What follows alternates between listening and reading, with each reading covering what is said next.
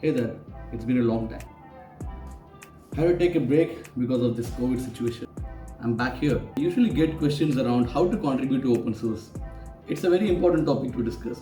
I thought let's have a small video around it, explaining about the different steps that are involved in selecting open source project, how you can contribute towards it, and what could be your experience. What is the added value in doing that? Uh, and wait till end of the video. I would like to share one of my experience when I did a similar open source contribution years back. Stay tuned. This is Naran Krish and you are watching.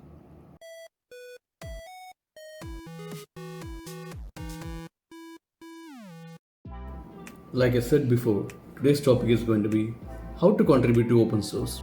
We always want to contribute to open source, but something is holding us back. Let's discuss about those things. Even before we get into the steps of contributing towards it, the very first question is who can contribute? The answer is simple, anyone. You can be of different age, different experience. You can be just out of college, you would be already decades of experience, but you have not contributed to an open source yet. It doesn't matter. It's just that you should start contributing towards it. The more you contribute, the more you get more well versed with it. And it's not that complicated. Let's check it in this video. The second thing that we always hear is, but I'm not a programmer.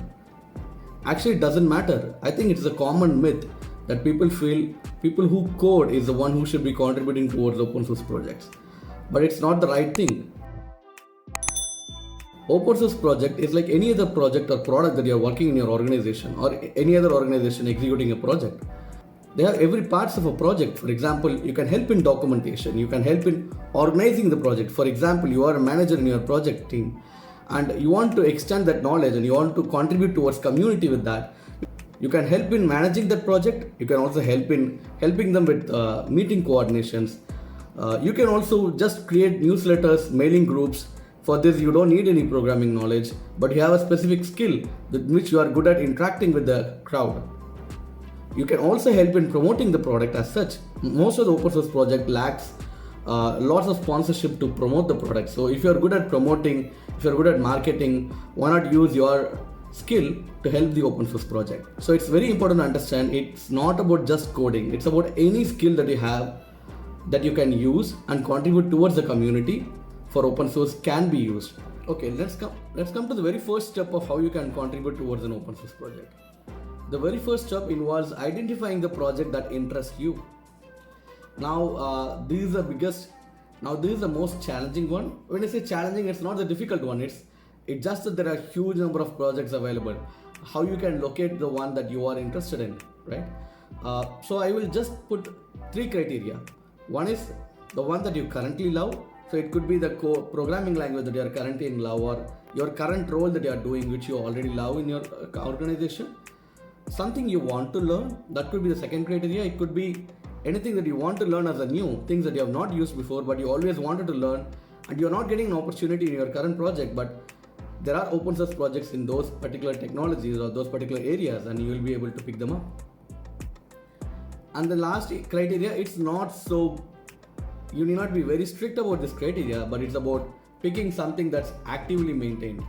Actively maintained projects are normally maintained by a huge community, and that way you'll be able to learn fast, you can contribute faster, you'll get feedbacks faster. But there is a sideline towards it. You can also go to a project that's not so actively maintained, that way you'll get much more low-hanging fruits, easier PRs that you can fix, easier things that you can contribute towards, or you can be the one who can make that project active. So why not do that? Okay, here there is a tip link. The link I will also provide in the description. There is a project called Awesome. There are lots of projects named Awesome projects, Awesome in GitHub. So this is a series of projects that are available in the GitHub. If you look at this list, you can immediately understand it's not just about programming. It can be about cooking, it can be about dog walking, it can be about aquarium management, it can be about anything and everything that you can love on your day in day out basis, and you can contribute towards it as an open source contribution. Now, this is very, very important. So anyone, even in your family, will be able to contribute, even if they are not related to technology in any sense. Once you have identified your project, your dream project, you should scan through their issue list. When I say issue list, it's both bugs and also features that has been requested. Normally it is maintained in the GitHub. GitHub is an open source repository which you'll be able to access easily. I'll provide the link below. So depending on the project they are talking about, the issues will be either listed on the GitHub issues itself, or they might have a separate Jira or any other issue tracker in which they will be maintaining the list of issues. So you should read through their documentation. So projects sometimes also tag their issues with first time PRs, meaning it's for the people who are going to raise a pull request for the very first time. So these are like easier PRs that you can easily jump in to contribute, and feel free to ask them any questions around, right? So it is very, very important to ask questions around. People are just like you, they are going to answer whatever you are asking for, and so that you get more comfortable and you'll be able to start contributing towards it. Normally such projects also comes with contributing.md, or they will have some kind of details about how to contribute in their readme file. So go through that first. So they'll have, most of the open source projects have very good documentation around how to contribute. So you can pick that and you can start contributing. Assign the issue to yourself, start making the changes or fixes that you want to do, and then raise a pull request once you are comfortable with your changes. Once it is accepted, it will be merged to the master. It is as simple as that most of the time, but depends on the project, that how the project is set up, and you might have to build, you might have to compile, or you might have to do several steps, but it will be always very well documented in a specific project that you are looking for. So go look at their documentation. It's very, very important. The next step that I mentioned, of course I skipped the main part where you will be doing the actual development, you will be doing the actual fix, or you will be writing the actual documentation or fixing their screen design or whatever it is, and then comes raising a pull request. So if you don't know what is pull request, then probably you should start understanding what is the Git source management. So look for Git, and then you'll be able to understand what is a pull request. So it is just an way for you to share your changes to their application, and there will be a person who will be reviewing that change. If it's acceptable, they'll accept it, and your change will get merged to the original project. Okay? Follow an appropriate Git flow. Again, Git flow is related to how you are going to use their branching strategy, how you are going to deliver your changes towards them, right? For example, it includes also the naming convention that you have to use, etc. Again, all this should be documented in their documentation. Even if it's not, anybody who is contributing in that project will be very, very happy to help you.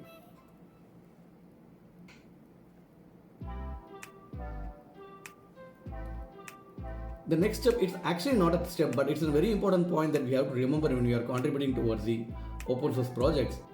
It's to collaborate with others. So functioning online or offline or within your social groups, just like you meet people in person, for the people who are contributing to open source projects, it's like a community. So you should behave with a good contact with other people.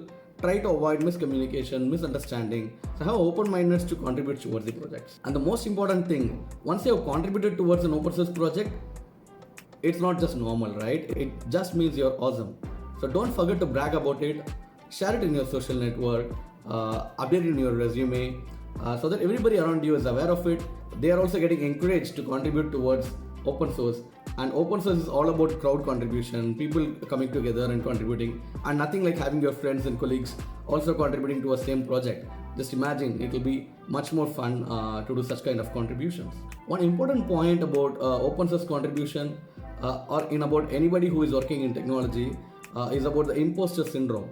Probably we'll discuss about imposter syndrome in detail in a separate video, but in a very high level, imposter syndrome is something that everybody in technology field, or probably in every field, has. That we always feel that a colleague next to us knows much better information than us, or he knows lots of programming language than us, he is better than us. We always have that thought, but it's not true actually.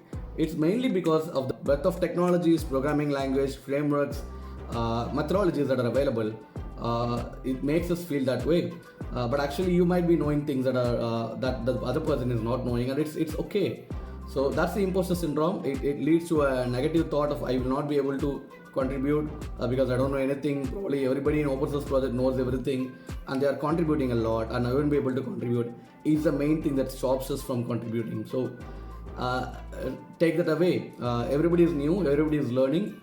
You might be knowing something better than them, you may not be knowing something, and that's okay. Be open to learn.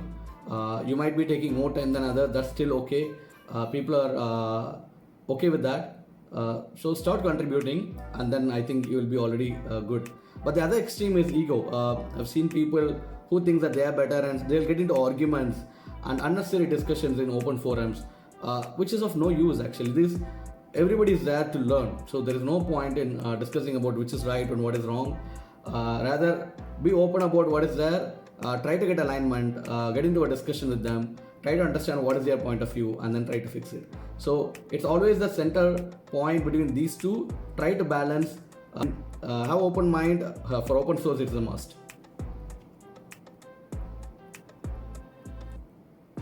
Okay, so that now you are aware about how to contribute towards an open source project, and I hope I have made you a little bit comfortable that you will be able to contribute. And I'm sure that you're already thinking about it. I would suggest you really go and do it. But I would like to share with you my first open source experience. It's not about a commit, it's about an uncommit. I'll explain it. Let's go back in time. So this is my GitHub project, Fusion. Even I manage a own open source project called Gameaholic. So do check that in my repository. When we go back in time in almost 2015, that was my very first time when I opened a pull request. It was for a project called OpenMRS. So it's Open Medical Record System, if you remember correctly. So I was just looking to some projects that I want to contribute. It was a Java project. I wanted to contribute towards it. I just picked up a very simple issue that I can easily search replace, and then I raised PR, the pull request that I talked about. There were lots of comments given. I was able to fix some of them, and it was in a very good shape. But at the end, there was a question about whether there is some additional testing done, but then I was not sure. Then I got busy. I didn't look at it for a couple of months. Then guess what? It has been reassigned to somebody else, and the same pull request was created by somebody else, and they were able to merge it. Now, there are three key learnings that I got from these. Right? Don't keep your changes stale, because open source, depending on the project, it can be very active or it can be moderately active. So always try to get back to make sure that your changes are getting reviewed. You are able to respond back to them, and then you are able to make them comfortable that you are actually doing the activity. Interact more. Always keep in touch. I mean, don't hesitate, because if you see in the video that I have not, if you see in the screen, I have not actually responded back to all of the comments. It will be because I wasn't sure whether I wasn't very confident whether I will respond correctly, because the project itself was new to me. I wasn't very sure about I'm not sure about the changes that I did, so I wasn't interacting a lot. So I would suggest interact a lot, be open, because I learned it late that I've not seen people bullying you out. They're normally very open in explaining things. So be open-minded, you'll be able to learn. So don't worry about it. So you'll be able to learn easily with everybody there, and they are always there to help. As I already mentioned, keep the imposter syndrome aside. That's also another thing that I had at that time. Probably I thought I'm very new to it, and these people are very good at it. So probably I'm making a mistake, and I don't want to be cornered for it and things like that. So these are the different learnings that I had in my very first open source project. If you had an interesting experience in your open source contribution, or whatever is maybe your experience in an open source contribution that you had recently, one or more, do share it in the comments. I would like to have a look at it. And if you have not started open source project contribution, I would really urge you to start right away. And also, if you're contributing open source project just by looking at this video, I'll be very happy to see what projects that you are contributing and how you are contributing. If you need any help in the journey of contributing towards open source project, do comment below, and I'll be able to help whatever I have, or I can pull in other community members to help you about it. Hit the subscribe button if you have not subscribed before. Thanks for watching.